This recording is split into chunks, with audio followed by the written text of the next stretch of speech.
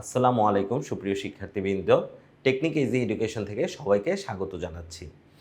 বাংলাদেশে এই প্রথম টেকনিক ইজি নিয়ে এলো বইয়ের সাথে শিক্ষক ফ্রি, এবং এর ধারাবাহিকতায় আমাদের ইজি ইংলিশ সেকেন্ড পেপার বই থেকে প্রোনাউন রেফারেন্সের চ্যাপ্টারের এক্সারসাইজগুলো আমরা বিগত ক্লাসগুলোতে করেছি, এবং আজকের ক্লাসেও আমরা আমাদের অবশিষ্ট কিছু এক্সারসাইজগুলো করব। আশা করি তোমরা এর আগের ক্লাসের যে এক্সারসাইজগুলো করানো হয়েছিল এবং রুলসগুলো পড়ানো হয়েছিল সেগুলো সম্পূর্ণ ভালোভাবে বুঝতে পেরেছো এবং এক্সারসাইজগুলো নিজেরা প্র্যাকটিস করেছো। তো কথা না বাড়িয়ে আজকে আমাদের কিউআর কোডের অন্তর্গত থাকা 31 থেকে 33 এক্সারসাইজগুলো নিয়ে আমরা আলোচনা করব এবং সেগুলো কিভাবে সলভ করব আজকের ক্লাসে আমরা দেখব। তো শুরু করি। এক্সারসাইজ নাম্বার 31 কি বলেছে এখানে দেখো। One day A countryman going to the next One day, a countryman going to the nest of his goose found there an egg all yellow and glittering. So এই লাইনটার মধ্যে দেখো এখানে প্রোনাউন রেফারেন্সিং এর মধ্যে কিন্তু কোনো ভুল নেই, কারণ এখানে কি বলেছে যে একদিন সকালে একজন কান্ট্রিম্যান মানে গ্রামের একজন লোক তার হাঁস যে সে পালতো, রাজহাঁস পালতো, রাজহাঁসের বাসায় গেল এবং সেখান থেকে একটা ডিম দেখতে পেল রাজহাঁসের বাসায়, যেই ডিমটা ছিল সোনালি রঙের এবং এটা স্বর্ণের মতো চকচক করছিল। তো এখানে রেফারেন্সিংয়ের কোনো ভুল কিন্তু নেই। দেখো যে কান্ট্রিম্যান বলেছে, এরপর হিজ বলেছে, এগ বলেছে, সো এখানে রেফারেন্সিংগুলো ঠিকঠাক আছে। এরপরের লাইনে কি বলেছে যে when it took it up it was as heavy as lead and he was going to throw it away because he thought a trick had been played on them. এখন এখানের ভুলটা কি আমরা দেখি। যেখানে বলছে আমরা কান্ট্রিম্যানের কথা বলছিলাম এবং এরপরে বলছে যে কান্ট্রিম্যান তার রাজহাঁসের যেই বাসা যে বানিয়েছিল সেখানে গিয়ে একটা স্বর্ণের মতো চকচকে ডিম দেখতে পেল। তো এরপরে বলছে কি when it took it up, countryman বলছে, কান্ট্রিম্যান অবশ্যই কি একজন ব্যক্তি, তো ব্যক্তিকে তো আমরা ইট দ্বারা রিপ্রেজেন্ট করতে পারি না, সেটা থার্ড পারসন সিঙ্গুলার নাম্বার। তাহলে আমাদের এখানে ভুলটা হচ্ছে গিয়ে কি ইটের জায়গায় হবে, যেহেতু আমরা কান্ট্রিম্যানের কথা বলতেছিলাম এখানে ওই থার্ড পারসন সিঙ্গুলার নাম্বারের নিয়ম অনুযায়ী ইটের জায়গায় বসবে আমাদের হি। হোয়েন হি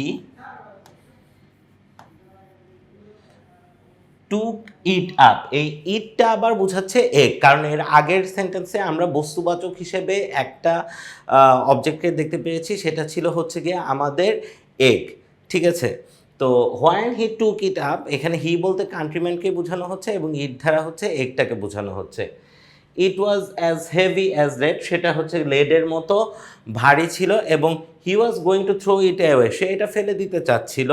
হি ধারাও কান্ট্রিম্যান বোঝাচ্ছে, এখানে রেফারেন্সিং ঠিকঠাক আছে। ইট ধারাও এগ বোঝাচ্ছে, রেফারেন্সিং ঠিকঠাক আছে। Because he thought a trick had been played on them, কারণ সে ভেবেছিল কি একটা প্র্যাঙ্ক বা একটা দুষ্টবুদ্ধি তার সাথে কেউ করেছে। এখানে প্লেড অন দ্যাম, দ্যাম তো হচ্ছে গিয়ে কি আমাদের প্লুরাল নাম্বার, বাট এখানে তো আমরা প্লুরাল কোনো এন্টিটিকে আমরা সাবজেক্ট হিসেবে দেখি না, আমরা একজন কান্ট্রিম্যানকে দেখতে পেয়েছি। তাহলে কান্ট্রিম্যানের হিসেবে কি হচ্ছে এখানে, কান্ট্রিম্যানের হিসেবে এটা হচ্ছে এখানে দ্যাম শব্দটা আসলে কারেক্টলি বসছে না, সেই জায়গায় কি হবে যে থার্ড পারসন সিঙ্গুলার হিসেবে। তাহলে দ্যামের অল্টারনেট হিসেবে যেই সিঙ্গুলার নাম্বার যদি আমরা থার্ড পারসন বেসিসে চিন্তা করি এবং যেখানে তো এখানে কান্ট্রিম্যান ছিল, এই দ্যামটা চেঞ্জ হয়ে কি হবে হিম। তাইলে দেখি আমরা he was going to throw it away because he thought a trick had been played on them, এই দ্যামটা হবে না, দ্যামের জায়গায় কি হবে হিম, মানে তার সাথে কেউ মজা করেছে। But he took it home on second thoughts and soon found that it was an egg of pure gold. কিন্তু এইটাকে সে দ্বিতীয়বার আর একটু চিন্তা করলো এবং সেটা সে বাড়ি নিয়ে গেল এবং দেখলো যে সেটা আসলে একটা পুরা স্বর্ণের ডিম। এখানে দেখো যে হি কান্ট্রিম্যান আছে, ইট এগ দ্বারা বোঝাচ্ছে, it was an egg of pure gold, এইখানের মধ্যেও রেফারেন্সিংয়ের কোনো ভুল নাই। তাইলে এই জায়গায় আমাদের কোনো চেঞ্জ হচ্ছে না কোথাও।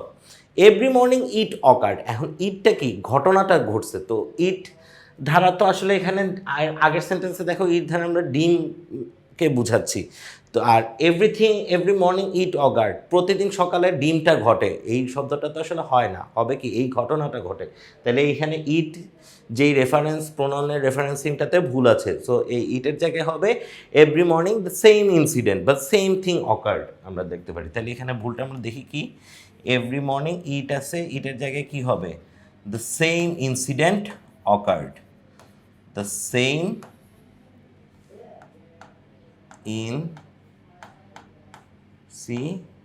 incident. The same incident occurred and he grew rich by selling them.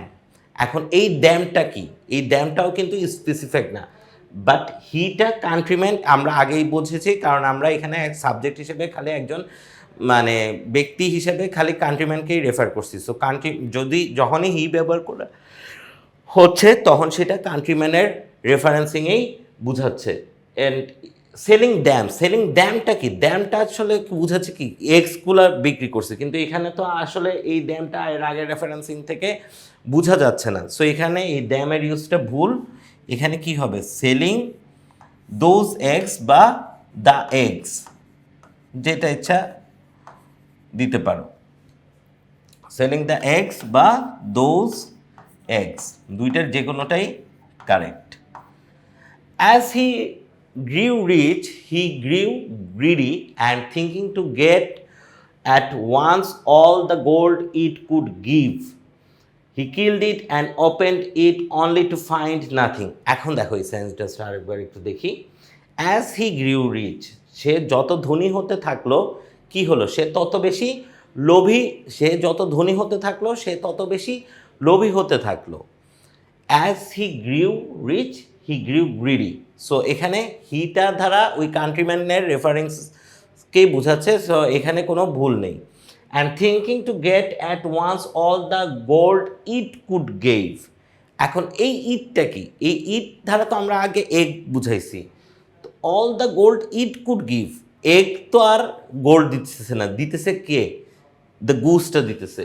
তাহলে এখানে ইটের রেফারেন্সিংটা আমাদের আনক্লিয়ার আছে, এই প্রোনাউনটা আমাদের আনক্লিয়ার, এই কারণে এই জিনিসটা আমাদের এখানে ঠিক করতে হবে। তাইলে ভুলটা কোথায় হচ্ছে একটু দেখো, যে জায়গাটা আমাদের ঠিক করতে হবে। As he grew rich he grew greedy and thinking to get at once all the gold it, এই ইটটাই ভুল, এটা হয়ে যাবে কি the goose could give, he killed it and open it only to find nothing, সে এটাকে কেটে ফেললো এবং দেখলো এখানে কিছুই পাওয়া যায়নি। তাহলে আমরা আরেকবার একটু রিক্যাপ করি প্রথম থেকে, যে আমাদের ভুলটা কোথায় ছিল। যে দেখো সেকেন্ড লাইনে ছিল কি when he took it away, এই জায়গায় আমাদের হয়েছে কি হোয়াইন হি, এরপরে দেখো আবার কোথায় ভুল আছে, because he thought a trick had been played on them, এই দ্যামটা আসলে কাউকে আইডেন্টিফাই করতেছে না, এই জন্য আমরা থার্ড পার্সন সিঙ্গুলার নাম্বারকেই যে বুঝাচ্ছে, এই কারণে আমরা দ্যামের জায়গায় হিম লিখেছি।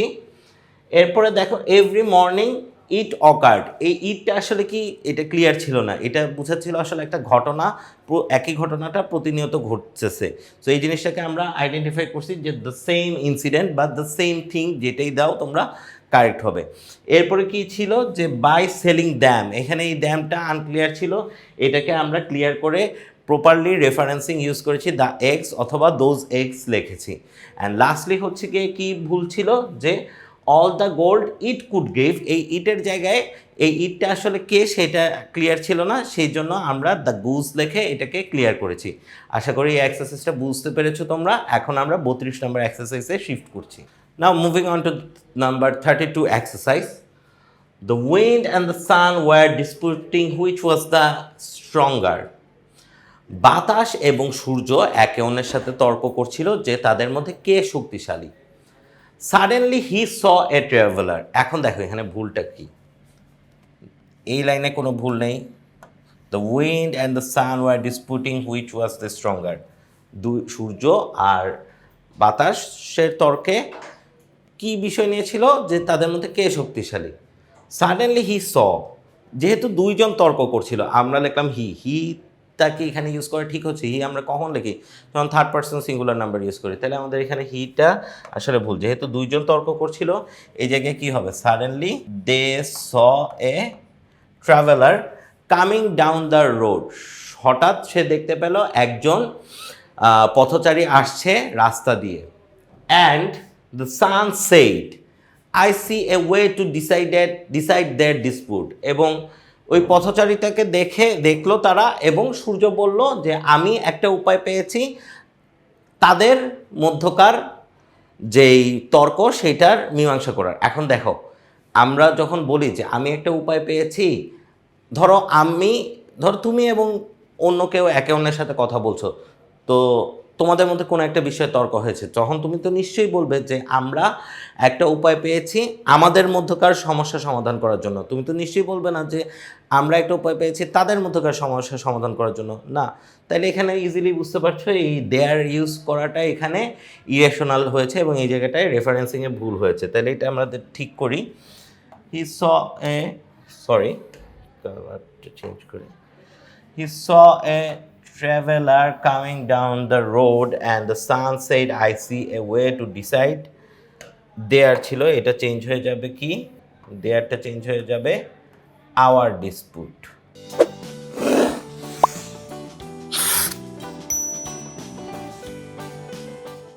Whichever of us can cause the traveler to take off his cloak মানে হচ্ছে গিয়ে তার চাদর, and clock shall be regarded as the stronger. এবং আমাদের মধ্যে যে এই পথচারীটাকে বাধ্য করবে তার গায়ের চাদরটা খুলে ফেলার, সেই আমাদের মধ্যে সবচেয়ে শক্তিশালী বলে বিবেচিত হবে। তাহলে এইখানের মধ্যে কোনো ছিল না। ইউ বিগেইন মানে সূর্য বাতাসকে বলল শুরু করতে। তাহলে এই এতটুক লাইনের মধ্যে রেফারেন্সিংয়ের কোনো ভুল নেই। যেই জায়গায় রেফারেন্সিংয়ের ভুল সেই জায়গায় আমরা রেড দিয়ে আইডেন্টিফাই করতেছি। So it right. এখন দেখো, এখানে এর আগের সেন্টেন্সে সানের কথা বলা হয়েছে, আবার পথচারীর কথা বলা হয়েছে, আবার ক্লোকের কথা বলা হয়েছে। তো ক্লোক জিনিসটা বস্তুবাচক, এর সাথে ইট জিনিসটা যায়। তো ইট রিটায়ার্ড বিহাইন্ড এ ক্লাউড। এখন চাদরটা তো কখনোই মেঘের আড়ালে লুকায় না। লুকাইছে কে আসলে? মেঘের আড়ালে কে লুকায়? মেঘের আড়ালে সূর্য লুকায়। তাইলে এখানে ইটটা ভুল। ইটটা কি হবে? ইটটাকে আমাদের প্রপারলি আইডেন্টিফাই করে দিতে হবে। সরি, রেড কালার ইউজ হবে জায়গায়। সো এইটা হয়ে যাবে the sun. The sun retired behind a cloud and the wind began to blow as hard as it could upon the traveler. So সূর্যটা কি করলো? একটা মেঘের পিছনে লুকিয়ে গেল এবং বাতাস যত জোরে ইচ্ছা তত জোরে বইতে থাকলো পথচারীটার উপরে। But the harder he blew the more closely did he wrap his cloak round him. এখন এখানে কি বলছে যে দেখো, যে যত জোরেই সে বইছিল, তো এই সেটা তো উইন্ড, ঠিক আছে।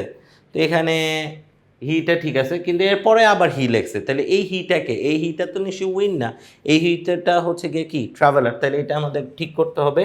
তাহলে আমরা লিখি but the harder he blew the more closely did, এই হিটাকে আমরা প্রপারলি আইডেন্টিফাই করে দিই যে দ্য ট্রাভেলার, আর এর আগের হিটা আমাদের বোঝাচ্ছে উইন্ডকে। সো সেন্টেন্সের ধারাবাহিকতা এটা ঠিক ছিল, এই কারণে এই হিটা আমরা চেঞ্জ করি নাই।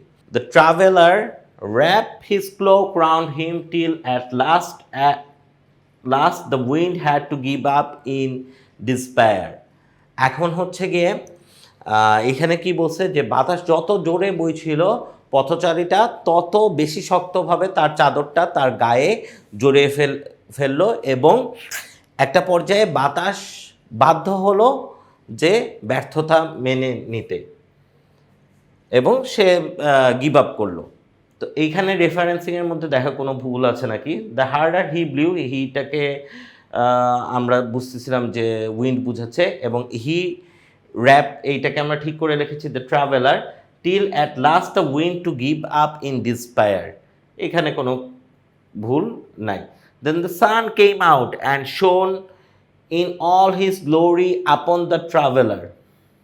এরপর হচ্ছে গিয়ে কি, সূর্য মেঘের আড়াল থেকে বের হয়ে এলো এবং তার পূর্ণ শক্তি দিয়ে হচ্ছে সে তার কিরণগুলা ছড়িয়ে দিতে থাকলো এবং যেগুলো হচ্ছে গিয়ে ট্রাভেলারের গায়ে লাগতে থাকলো।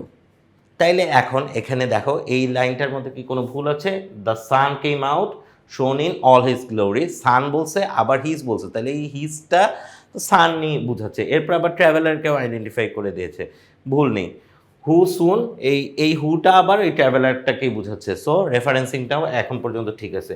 Found it too hot to walk with it on, এই ইটটা কি এইটা বোঝা যাচ্ছে না। সো এই ইটটা আসলে কি হচ্ছে, যে ট্রাভেলারের চাদর নিয়ে। তাইলে এই দেখো যে ট্রাভেলার ছিল, হু ছিল, এখন ইট অনটা আসলে কি ট্রাভেলারের ক্লক বা চাদরটা। তাহলে ইটের জায়গায় হবে his cloak on, with his cloak on. তাইলে দেখো এখানের এক্সারসাইজটা আমরা আরেকবার একটু রিপিট করি। যে প্রথমে আমাদের ভুল ছিল কি, যে সূর্য আর বাতাসের তর্কের কথা আসলো, তো এরপরে হি দেয়া ছিল, হিটা আসলে বোঝাচ্ছিল দুইজনকে, তাহলে এখানে এই কারণে হির জায়গায় আমরা দে লিখেছি। এরপরে কি ছিল, the I see way to decide their dispute ছিল। এই দেয়ার ডিসপুটটাকে আমরা কি করেছি, দেয়ার দ্বারা আসলে প্রপারলি আইডেন্টিফাই হচ্ছিল না, এখানে আমরা আওয়ার লিখেছি, কারণ দুইজনের কথা বলছিল এবং এইটা একজনের বয়ানে বলা হচ্ছিল, এবং একজনের বয়ানে যখন বলা হবে ম্যাক্সিমাম ক্ষেত্রেই আই থাকলে এবং অধিক কোনো কিছু বিষয় বুঝালে এখানে আওয়ার হয়ে যাবে। এরপরে কি আছে, এরপরে যে জায়গাটায় ভুল ছিল যে সো ইট ট্রাইড, এই ইটটা আসলে কি এইটা প্রপারলি আইডেন্টিফাই ছিল না, আমরা এখানে সান লিখেছি। এবং এরপরের ভুলটা কি দেখো, ডিড হি র্যাপ, এই হিটা কে ছিল এটা ক্লিয়ার ছিল না, এবং আগের সেন্টেন্সের সাথে ধারাবাহিকতা রক্ষা করে আমরা বুঝতে পেরেছি এই হিটা আসলে দ্য ট্রাভেলার হবে, এই কারণে আমরা হির জায়গায় ট্রাভেলার লিখে ঠিক করে দিয়েছি। এবং লাস্ট লাইনে ছিল কি, যে উইথ ইট অন, যেখানে হচ্ছে গিয়ে ট্রাভেলারে কথা বলা হয়েছে, যে সে দ্রুত বুঝতে পারলো যে সে এই সূর্যের অতিরিক্ত তাপের মধ্যে তার চাদর গায়ে জড়ায় যেতে পারবে না, সেই কারণে সে চাদর খুলে ফেলবে। এই চাদরটা এখানে আইডেন্টিফাই ছিল না, এই সেন্টেন্সের আগের থেকে শুরু করে দেখো এই ইটের কিন্তু কোনো পরিচয় ছিল না, এই কারণে আমরা এই ইটটাকে পুরো প্যাসেজের ধারাবাহিকতায় বুঝতে পেরেছি এই ইটটা ট্রাভেলারের ক্লক হবে, এবং এই কারণে আমরা লিখে দিয়েছি with his cloak on. So আশা করি আমাদের এই নাম্বার 32 এক্সারসাইজটা বুঝতে পেরেছো তোমরা। এখন আমরা নাম্বার 33 এক্সারসাইজে শিফট করছি। Exercise number 33, one day and went to the river to quench his thirst. একদিন একটা পিঁপড়া নদীর তীরে গেল তার পিপাসা মেটাতে। But the current was so strong, এই কারেন্ট আসলে বিদ্যুতের কারেন্ট না, এটাকে হচ্ছে কি নদীর স্রোতেরকে বোঝানো হচ্ছে, যে নদীর স্রোতটা অনেক শক্তিশালী ছিল। That the ant got carried away and was about to drown, এবং স্রোতটা অনেক বেশি শক্তিশালী ছিল, এবং যাতে হচ্ছে গিয়ে পিঁপড়াটা ভেসে যেতে থাকলো এবং একটা সময় ডুবে যাওয়ার সম্ভাবনা দেখা দিল। সিইং দিস, এখন দেখো এই লাইনে এখন পর্যন্ত যতগুলা এই দুইটা সেন্টেন্সের মধ্যে প্রোনাউন রেফারেন্সিং কিন্তু ঠিকঠাক আছে। ফার্স্টে অ্যান্টের কথা বলছে, এরপরে হিজ বলছে, এরপরে আবার কারেন্টের কথা বলে অ্যান্টের পরিচয়টা ঠিকঠাকভাবে দিছে, ভুল নেই কোনো। সিইং দিস এ ডোভ হচ্ছে গিয়ে ধরো কবুতর বা পায়রা টাইপের এক ধরনের পাখি।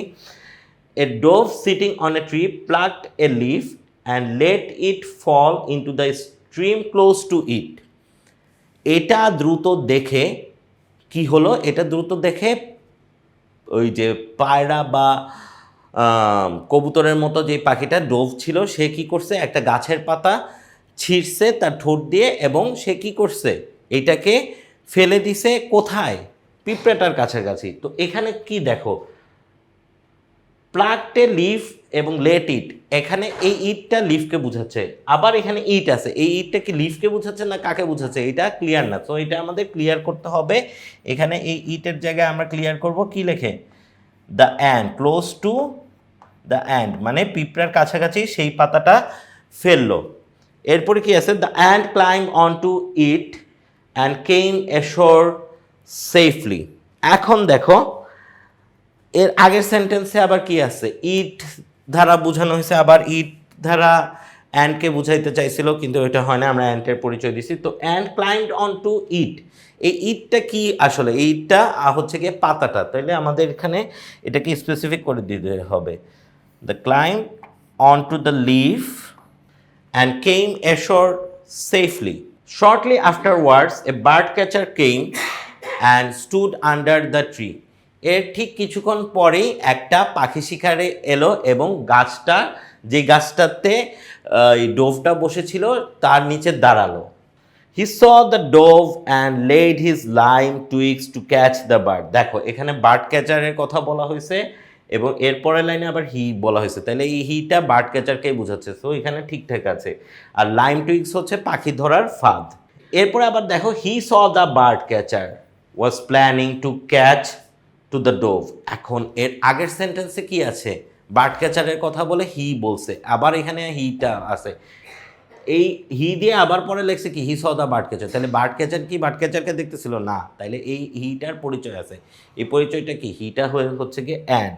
The ant saw that the bird catcher was planning to catch the dove. Without any hesitation she crawled up to him. এখন দেখো, এখন তোমরা বলতে মানে কোয়েশ্চেন আসতে পারে যে স্যার আমরা হি বললাম আবার শি আছে, এটা কি ঠিক আছে? সেটা হ্যাঁ ঠিক আছে, কারণ ইংলিশে যখন যেই সব মানে এটা একটু সায়েন্সের বিষয়, সেটা হচ্ছে যেই পিঁপড়েগুলো কামড়ায় বা কামড়াতে পারে বা যাদের ওই হুল আছে ফুটানোর মতো, সেই পিঁপড়েগুলো সাধারণত মেয়ে পিঁপড়া হয়। এই কারণে এই অ্যান্টটা হচ্ছে গিয়ে শি, আর এই ডোভটা হচ্ছে গিয়ে একটা কমন জেন্ডার। এটা মেলও হইতে পারে ফিমেলও হইতে পারে। এইটা একটু পরেই দেখবা কিভাবে ডোভের কথাটা আসতেছে। যে without any hesitation she crawled up, এই শিটা আসলে অ্যান্টকে বোঝাচ্ছে এবং অ্যান্টের শি ইউজ করাটা ঠিক আছে কেন? কারণ যেই পিঁপড়েগুলা কামড়াতে পারে সেই পিঁপড়েগুলোকেই মানে সেই পিঁপড়েগুলো হচ্ছে গিয়ে ফেমিনিন জেন্ডার হয়, মানে মেয়ে পিঁপড়াগুলোই কামড়াতে পারে। Without any hesitation she crawled up to him and stung him. She crawled up to him, এই হিমটা আসলে কে এটাও তো বুঝতেছি না, দুইবার হিম হিম লিখছে। She crawled up to the traveller, এই হিমটাকে ট্রাভেলার না sorry to the bird catcher, মানে এই হিমের পরিচয়টাকে ঠিক আইডেন্টিফাই করে দিতে হবে। The bird CATCHER, the bird catcher. তাইলে এখানে কি হচ্ছে দেখো যে হি স দ্য হিতে ছিল দ্য অ্যান্ট লিখলাম আমরা, the ant saw that the bird catcher was planning to catch to dove. Without any hesitation she crawled up to the bird catcher and stung him. She হচ্ছে কি অ্যান্টটা and stung him, এটা হচ্ছে কি traveller, কারণ এর আগে আমরা bird catcher, কারণ আমরা বার্ড ক্যাচারের পরিচয়টা আগে দিছি। The bird catcher cried out in pain, bird ক্যাচারটা ব্যথায় চিৎকার করলো। And drop the lime twigs, তার পাখি ধরার ফাঁদটা ফেলে দিল। And drop the lime twigs, the noise alerted the drop. তো যখন হচ্ছে গিয়ে বার্ড ক্যাচারটা পিঁপড়ার কামড় খেয়ে চিৎকার করলো এবং তার পাখি ধরার ফাঁদ ফেলে দিল, একটা আওয়াজের সৃষ্টি হলো। সেই আওয়াজটা পিজিয়ন মানে ডোভটা দেখতে পেল এবং দেখে চলে গেল। তো দে ফ্লেউ অ্যাওয়ে, এখানে তো একাধিক কিছু না, এই ডোভটা ফ্লিউ অ্যাওয়ে, হি ফ্লেউ অ্যাওয়ে দিতে পারো বা শি ফ্লিউ অ্যাওয়েও দিতে পারো। এইটা এই ডেটা আসলে বোঝাচ্ছে এখানে হি বা শি, মানে ডোভটা উড়ে চলে গেল। তাহলে দেখো এক্সারসাইজটা আবার একটু প্রথম থেকে দেখে আমাদের ভুলগুলো কোথায় ছিল। প্রথমে আমাদের ভুল ছিল যে স্ট্রিম ক্লোজ টু ইট ছিল, এই ইটের জায়গায় দ্য অ্যান্ট হয়েছে। সেকেন্ডলি আমাদের কোথায় ভুল ছিল যে দি অ্যান্ট ক্লাইম্ব অন টু ইট, এই ইটটা কী বুঝাচ্ছিল সেটা ঠিক ছিল না, আমরা এখানে দ্য লিফ লিখেছি। এরপরে কি ভুল ছিল যে হি স দ্য বার্ড ক্যাচার, এই হিটা হচ্ছে গিয়ে দ্য অ্যান্ট। এরপরে আবার কি ছিল she crawled up to him, এই হিমটা হচ্ছে গিয়ে দ্য বার্ড ক্যাচার। এবং লাস্টলি দে ফ্লিউ অ্যাওয়ে, এখানে আসলে একাধিকজন উড়ে যায় নাই, একটা ডোভই উড়ে গেছে। তো এই ডোভটা হি বা শি যে কোনো কিছুই হতো। সো সুপ্রিয় শিক্ষার্থীবৃন্দ, আশা করি আমাদের আজকের এক্সারসাইজগুলো তোমরা বুঝতে পেরেছো। পরবর্তী ভিডিওতে আমি তোমাদের 34 থেকে 36তম কিউআর কোডের এক্সারসাইজগুলো সলিউশন করার জন্য হাজির হব। ততদিন সবাই ভালো থাকবে। আসসালামু আলাইকুম।